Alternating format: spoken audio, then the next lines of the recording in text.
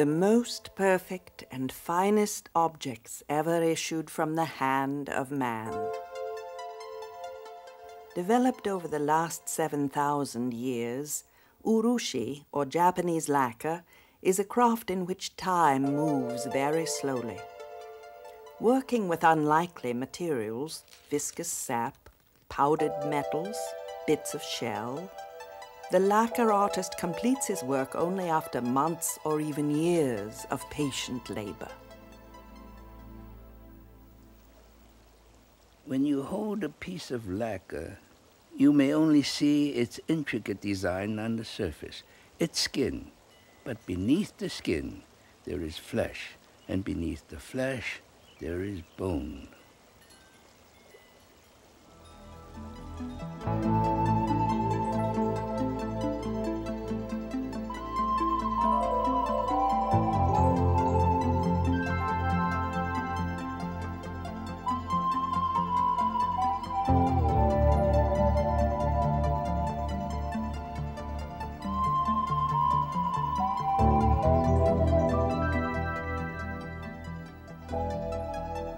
Raw lacquer, actually the sap of a tree, is gathered in much the same way as latex from a rubber tree. Diagonal notches are cut into the bark, and the sap is collected into containers. A single mature tree may produce less than half a cup of sap each season, and then must not be tapped again for a few years. So precious is this resource that at various times in Japanese history, the cultivation of lacquer trees has been a matter of law. One distinctive drawback of raw lacquer is that it contains a toxic substance which can cause severe skin irritation. The tree, Rus finiciflua, is a close relative to Rus diversiloba, known in the West as poison oak. Lacquer craftsmen must expose themselves to the leaves little by little in order to build up an immunity. Once properly hardened, lacquer produces a lustrous and extremely durable coating resistant to moisture, heat, salts, and even mild acids and alkalis. Unlike any other substance, lacquer can be painted, carved, and molded, lending itself to a wide range of artistic expression.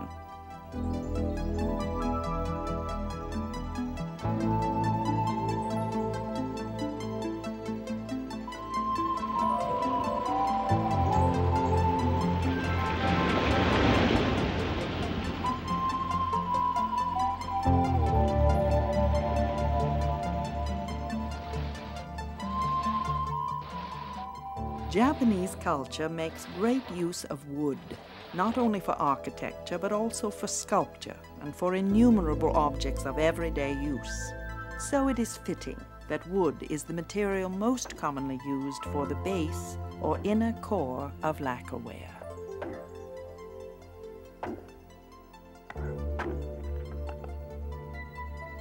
The woods, zelkova, cherry, pine, and Japanese cypress, are selected after careful scrutiny and then allowed to dry for as long as 7 years to assure that they will never warp. I use only the driest cores in my work. If I were to use uncured cores and the lacquer would begin cracking in 50 years, I would not be able to rest in peace in my grave.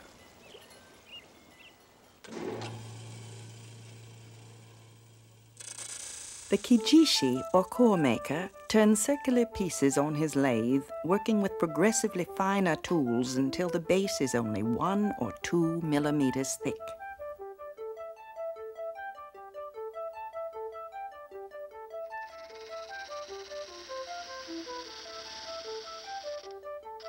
The core maker's final step is to sand the base even thinner until finally light can be seen coming through the wood.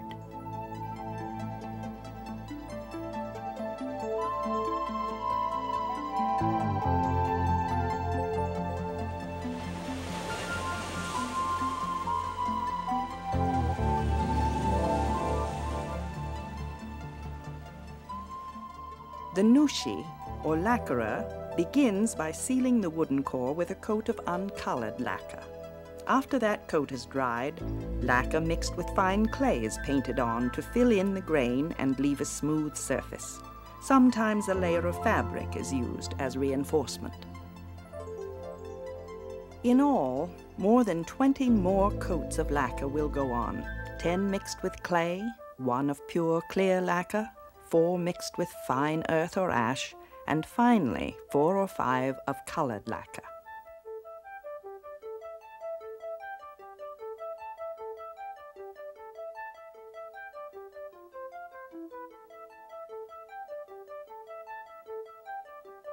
If the lacquer is applied too thickly, the surface will harden, but underneath it will remain liquid, so it must be painted on in very thin coats.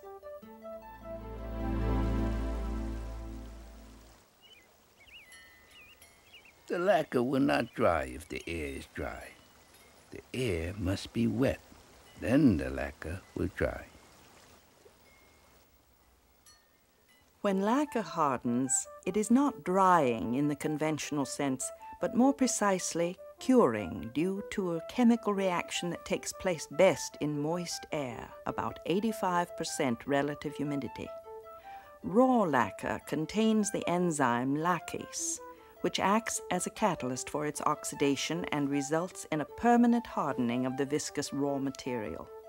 The freshly lacquered objects are placed in a tightly closed cabinet called a fourreau that can be dampened with water to maintain the proper humidity.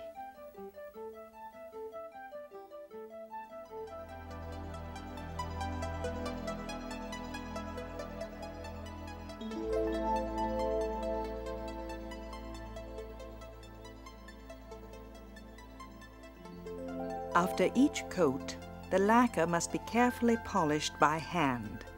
At first, the worker may use a pumice stone to take down irregularities, and then finer abrasives like charcoal to make the surface absolutely smooth.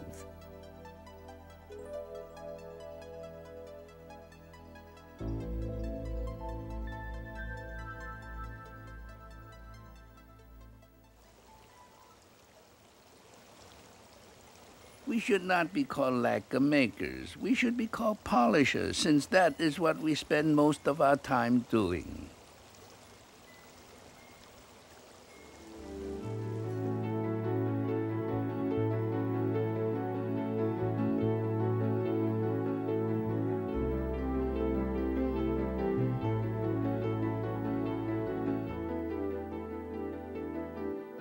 A finely lacquered object may have more than 30 coats applied and polished over a period of several months, even years. It is impossible to hold a lacquer piece and not feel the sensuous curvature of its shape, the glassy smoothness of its surface. Made by hand, lacquer is meant for the hand and cannot be fully appreciated by the eye alone.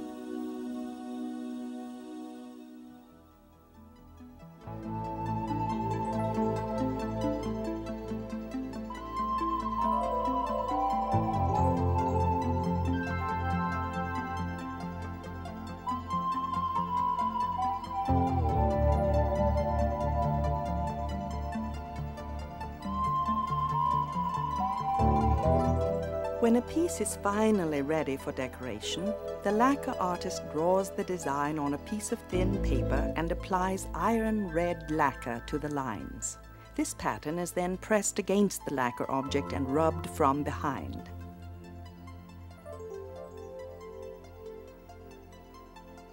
The transferred design is retraced in red painting lacquer with an animal hair brush. Next, gold and silver powders are sprinkled on the sticky lacquer through a screen on the end of a bamboo tube. It is this process that gives the technique its name, maquillé or sprinkled design.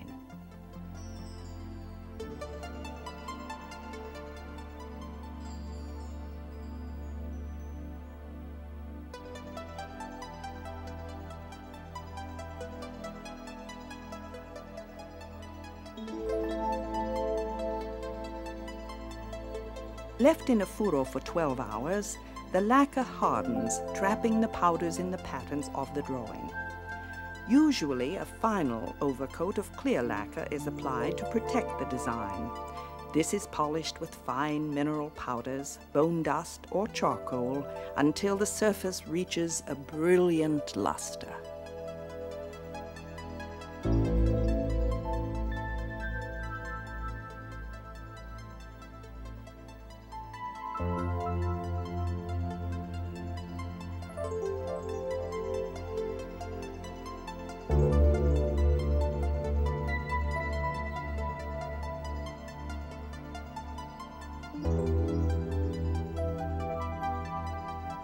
There are hundreds of different techniques for decorating lacquer.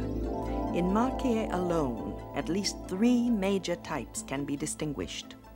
Marquee, or flat sprinkled design, where the sprinkled pattern is lacquered and polished repeatedly.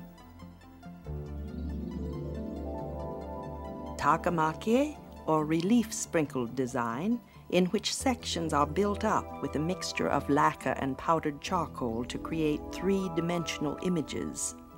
And the most complex, marquee, or polished out sprinkled design, where the pattern is coated with layers of black lacquer and then polished until the design reappears.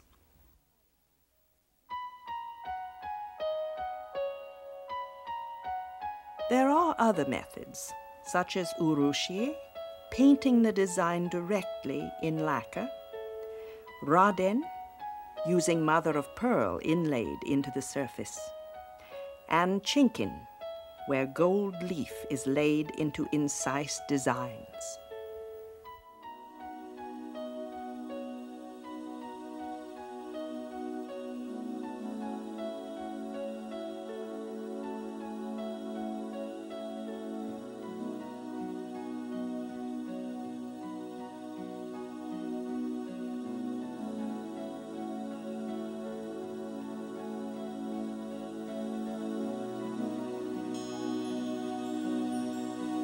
Behind the visual richness lie countless hours of the lacquer craftsman's intense labor, the training of eye and hand, the cultivation of imagination, total devotion to detail, and ultimately, patience.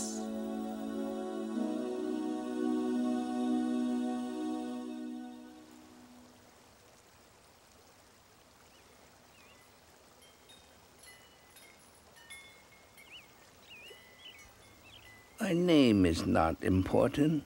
The craftsman should not stand before the work, or even beside the work.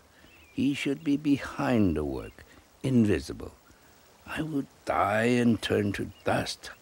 The lacquer will remain.